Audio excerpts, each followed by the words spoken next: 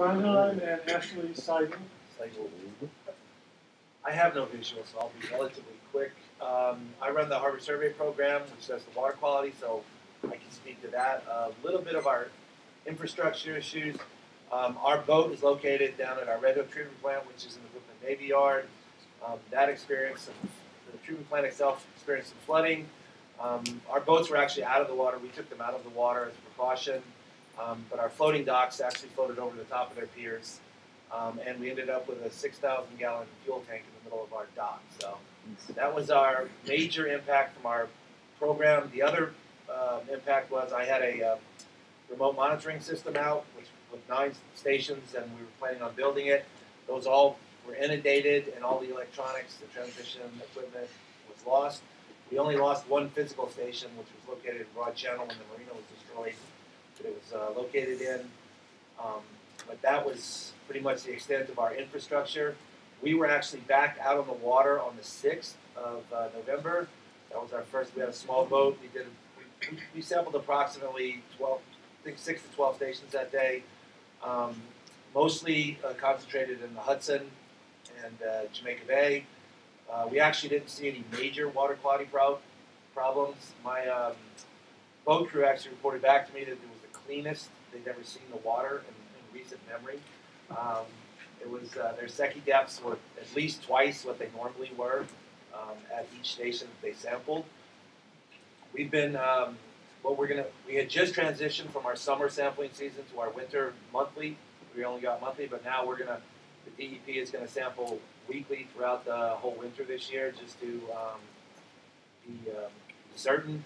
But as far as I can tell, from a strictly water quality impact, what it looked like, Irene actually had more of an effect in the harbor than Sandy did. There was a freshwater pulse from Irene that basically made the whole harbor fresh for about a week. Here it was a saltwater surge that, yes, played havoc with infrastructure and property, but water quality-wise, it was relatively clean water coming in. So the harbor itself didn't have any issues, major issues. There were some treatment plant eruptions. Our major treatment plant eruptions in New York City was Rockaway, which is a relatively small plant anyway, and they shut down totally. And what also after the storm they had issues similar to what other plants would happen if they shut down. But what most people didn't take into account was most of the people that Rockaway serves were no longer there, so there wasn't much sewage coming into the plant to begin with. So that was a relatively minor impact. We sampled in and around the plant in the few days after and noticed nothing. We had a couple of other minor shutdowns, but nothing major. Most of the treatment system in New York made it through. I'll let Ashley talk about Jersey's, or there was a later one. But we've been sampling pretty much on a weekly basis. Not all of our stations. We've had to catch around holidays and a few other major things. Our big boat didn't get back in the water till the week after, a week and a half after, because we had to do a quick repair of our docks, and then the shipyard in Jamaica Bay where our boat was didn't have power, so we couldn't put our boat back in the water. Once we got it back, we've been sampling. We haven't seen any harbor-wide issues. There have been local issues that we all know about, small creeks, but it doesn't look like from our side that Sandy changed very much as far as the water quality goes. Our data is available on our website. If you don't know, the address is too long to say here, but go to the New York City DEP's website, and there's a harbor water section. You can see we try to get our data, at least the chlorophyll, the dissolved oxygen, and the bacteria data up on the site every week, and the other data will follow as we QA it. But you can follow along there, and if you have any questions, I'll be happy to. Most of you know me and my email address, unfortunately, but give me a call. All right, turn it over to Ashley.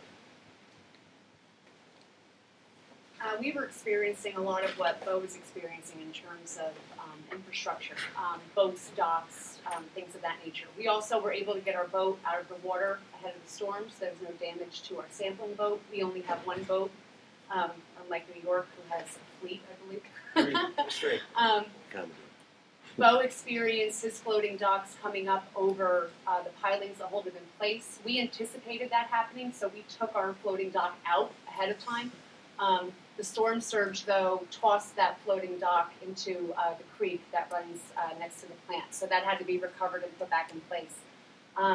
We also had extensive flooding and power out at the plant until just recently.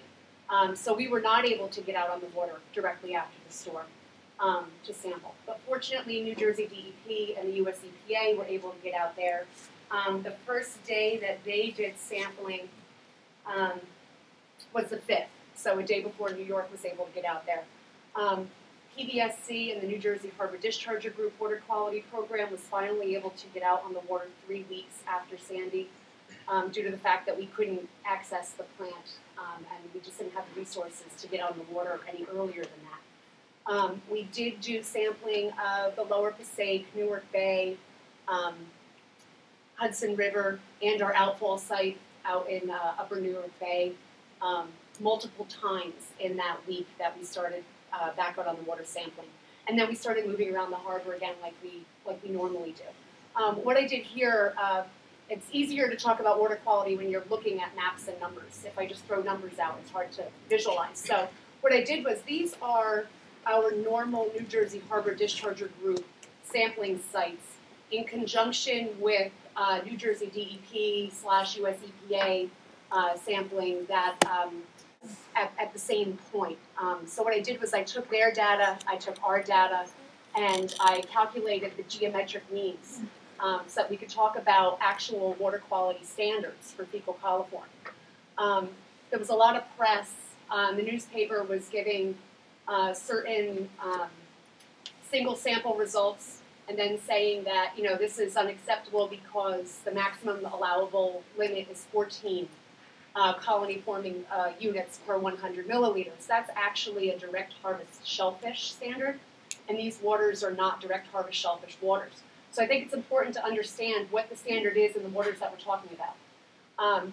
New Jersey DEP designates water classes and their corresponding water quality standards, and we're looking at Lower Passaic, Lower Hackensack, Newark Bay, and the Arthur Kill. And the standard for those waters is a 30-day geometric mean of 1,500 colony-forming units per 100 milliliters. There is no single sample maximum associated with those standards. I did put the range, the highs and the lows of the single samples that were taken, both by DEP and the New Jersey Harbor Discharger Group. Geometric means are in the ovals next to the sites there. I do think it's important to point out that the Passaic River, in the 9 years of data that we've been collecting, we have seen that there is a dry weather background source in the Passaic River. All of these samples were taken after the bypass to the treatment plant was taken off. All the flows were coming back through PBSC at this point. We were discharging out of our actual outfall in Upper New York Bay. So these numbers don't have any impacts of the bypass because unfortunately we weren't able to sample during that time. Next slide, Kate. You have actually Oh, do I have a clicker? Okay. This is the Hudson River. We have 3 sites on the Hudson River that we normally sample. DEP, New Jersey DEP did not get out there. And all the way down at the bottom is our main outfall site. Both us and the DEP were able to sample that a number of times after the storm. Again, you have the ranges, highs and lows, and the geometric means, and they all fall within the surface water quality standard for these water bodies. It's a 30-day geometric mean of 770, and we're well below that. We were seeing very normal numbers very quickly after the storm. This is some of the sites on Raritan Bay and the Raritan River. Again, I just highlighted the ones that were done by both the Harbor Discharger Group and DEP, so I had a good data set to calculate geometric means with. There are different standards in this area, and they're all listed below. These are shellfish prohibited waters or special restricted shellfish waters. This site on Site 27 on the Raritan Bay, DEP Site 79, is in shellfish prohibited waters. The water quality standard is based on an SE1 water body, The old standard for that for fecal coliform is a geometric mean of 200. That's outdated. It's now an enterococcus standard, but we're not talking enterococcus data right now. We're talking fecal coliform. So I just put that up for comparison. The geometric mean here was very high. DEP came up with a 13,000 number in the weeks directly after the storm. Our site 28, which is right at the confluence, is also shellfish prohibited. Site 29 is a New Jersey water in a special restricted shellfish waters. The standard there is 88, and we're well below that. These are numbers we normally see in the bay. Our site 30 is actually in New York waters. So I just wanted to put down that that's actually a closed shellfish waters for New York. Their standard, this is a bathing standard, is also 200 fecal coliform and 35 enterococcus. So the numbers are very normal, except for this is a little bit high, but again, that was from that one high number right after the storm. All the data is posted on the DEP website and also on the PBSC website. It's www.nj.gov/PBSC, along with all of our post-Sandy updates. Thank you.